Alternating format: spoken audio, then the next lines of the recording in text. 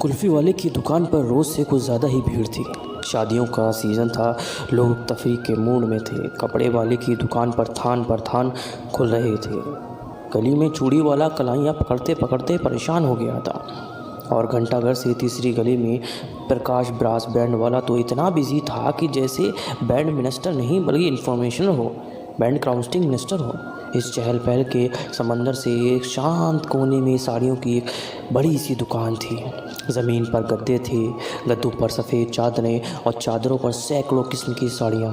गद्दों के सामने छोटी छोटी बेंचें लगी थीं जिसमें लाइन में कस्टमर बैठे थे।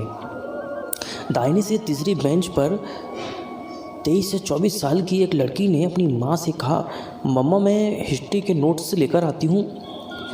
धीरे धीरे दुकान की सीढ़ियों से उतरी और साइकिल रिक्शा की ओर चल दी। फर्राटे से चलने लगा। सिविल लाइन से बगल से बाएं मुड़ा और लगभग 20 मिनट बाद याद शहर के बाहर नदी के रिक्शे वाला गलियों गलियों घूमता, ट्रैफिक से जूझता बाजार से निकल गया। अच्छी चौड़ी सड़कें एमजी रोड पर किनारे बनी सड़कों पर पास पहुंच गया। लड़की का नाम था अनु। वो यहाँ अपने एग्ज़ाम के नोट्स के लिए नहीं बल्कि अपने कॉलेज के दिनों के खास कुमार से मिलने आई थी।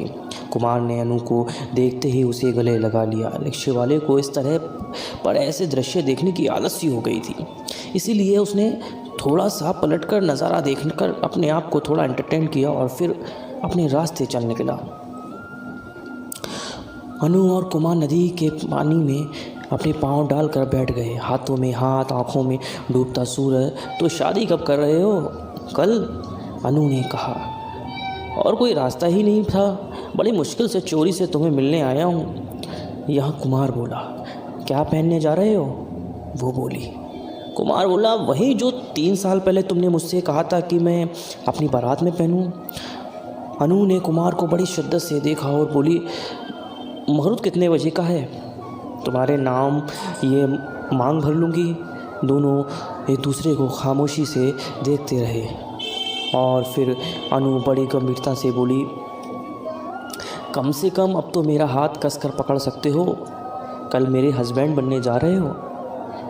अगर हमें ये पता नहीं होता कि अनु और कुमार की ज़िंदगी हकीकत थी तो शायद हम इसे ख्वाब ही कह सकते थे।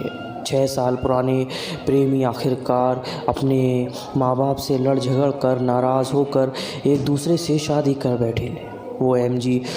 वो एसएससी फाइनल का स्टूडेंट था और वो बीएससी सेकेंड ईयर की जॉइंट फैमिली में पले थे। दोनों गुस्सैल दादाओं और जिद्दी चाचाओं के तेवर देखे थे। खूबसूरत भाभियों और खामोशी में कुर्ती चाचियों के जलवे देखे थे। जॉइंट फैमिली का तो खैर मज़ा ही कुछ और होता है।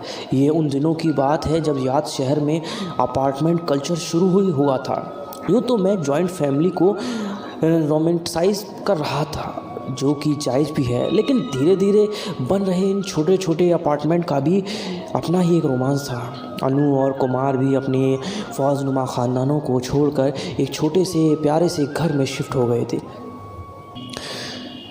बचपन से अब तक कानूनों, पाबंदियों और मर्यादाओं में बंधकर बड़े हुए अनु और कुमार ने पहली बार आज़ादी चखी। वो चाहते तो 9 बजे तक अलसाई बिस्तर पर सोते भी रह सकते थे। जब वे चाहते तो देर तक एक दूसरे की बाहों में आधे सोए टीवी भी देख सकते थे। अब अनु जब चाहे जीन्स पहन सकती थी। अपने कॉलेज के दोस्तों को कभी कभी घर बुलाकर गज़लों की महफिल भी जमाते थे। त्योहार पर वो अपने पाँव पर आलता लगाती थी और कुमार किसी घमंडी लेकिन नाबालिग चित्रकार की तरह अपनी बीवी का हाथ खींचकर कहता है कि आज मेहंदी मैं लगाऊंगा। फिर मेहंदी ख़राब होने लगती है तो अनु नाराज़ हो जाती है। उसको मनाने के लिए मेहंदी सूख जाने पर कुमार उसके हाथ चूम लेता है और कहता है, देखो कितना गाढ़ा रंग चढ़ गया है।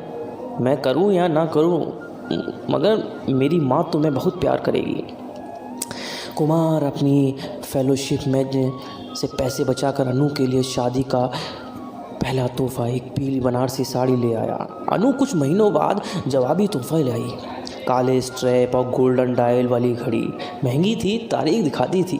धीरे धीरे एक और ख़ूबसूरत तारीख चली आ रही थी, उनकी शादी की पहली सालगिरह की तारीख। लेकिन फ्रिज के ऊपर टंगा कैलेंडर उस तारीख तक पहुंच पाता इससे पहले ही अनु के हाथों से अपने चारों ओर स्केच पेन का गोला आकार एक और तारीख मैदान में कूद पड़ी थी।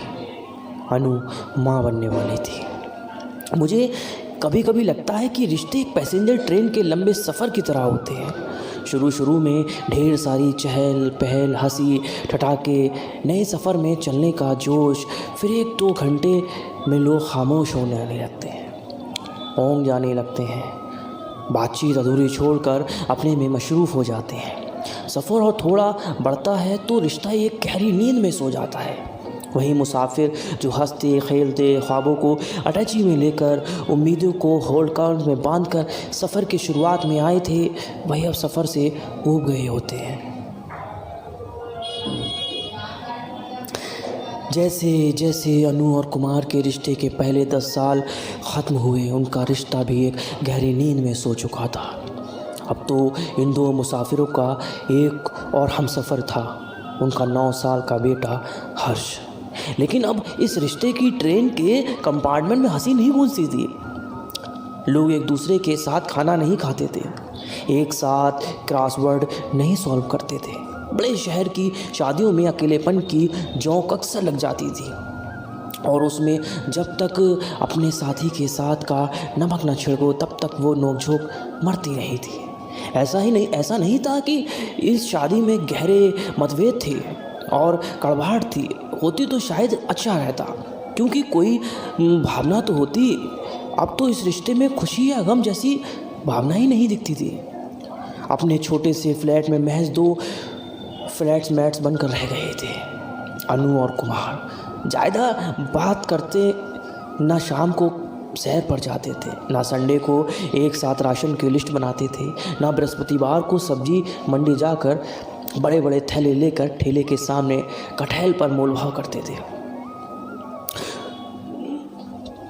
वो पिछले 5 साल से एक बड़े शहर में आ गए थे। कुमार अब तक एक फार्मास्यूटिकल कंपनी में असिस्टेंट वाइस प्रेसिडेंट बन गया था। घर देर आता था, कई बार सो जाने के बाद खाना अकेला खाता था।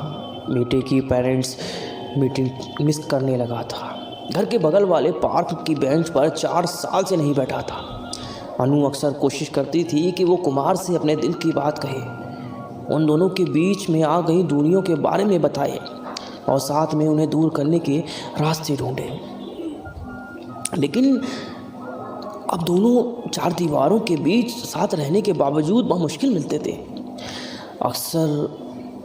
अनु अक्सर याद शहर की आलसाई दोपहरें याद करती थी कि नदी के किनारे बिताई गई खूबसूरत शामें याद करती थी। अक्सर अकेले में रो लेती थी।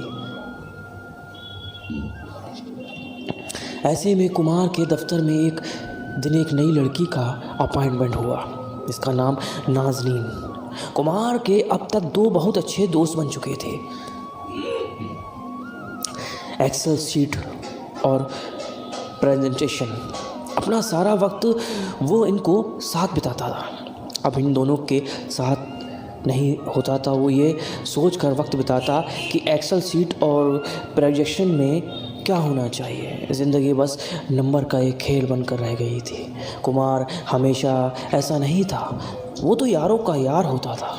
बेहद खुशमिजाज, कॉलेज में एक्टरों की मिमिक्री इतनी बढ़िया करता था कि लगता था कमरे में दिलीप कुमार और ओम प्रकाश और मिथुन चक्रवर्ती सब एक साथ बैठकर बेंच पर बैठे हों और गाना गाता था।